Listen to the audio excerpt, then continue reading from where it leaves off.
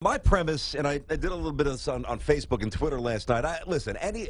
You have to love the fact that students and student athletes now, that they have power, that they have influence, that they have passion, that they have a forum to impact genuine societal change. That's all good. However, my biggest takeaway, and a lot of people disagree with this, and that's okay, we are traveling down a very dangerous road establishing the precedent like the University of Missouri did earlier yesterday.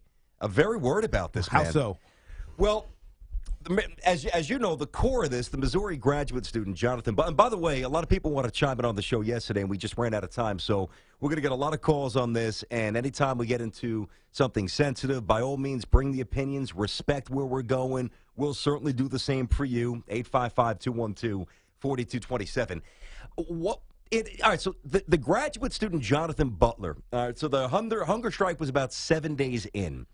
And I wonder, I guess my fear, Tiki, is what happens when this creeps up, and it will, hopefully not pertaining necessarily to race, but it's going to happen on another campus somewhere where, there's a movement, and are we now going down a road where because a student threatens not to eat and in essence is willing to die? I mean, if you think about just the natural health ramifications of not eating, if he's willing to die, are we just going to react and force people out of jobs? I know you don't see it that way, but go ahead. Well, I don't, but it's also, I feel like this was a special case because while we are focused on what the student athlete did, or the student athletes in this case, and Gary Pinkel, who was their head coach, who co-signed a lot of what was happening, basically boycotting practice and potentially games, which would have been a forfeiture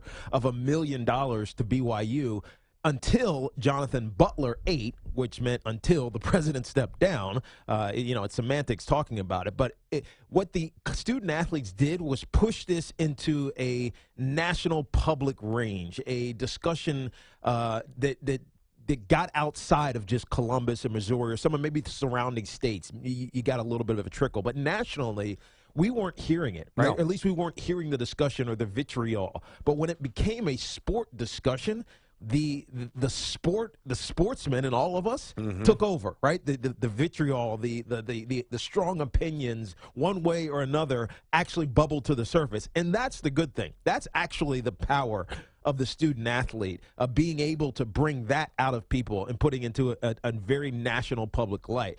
But when you really dig into this, as I did a little bit yesterday, and there was a great article on SB Nation by Bill Connolly who detailed all the things that had happened prior to the Missouri football team getting involved with this. It was the right move for the University of Missouri. This Tim Wolf, who we were talking about yesterday, and I know you were talking about he climbed this ladder. He was a corporate executive with IBM for 20 years.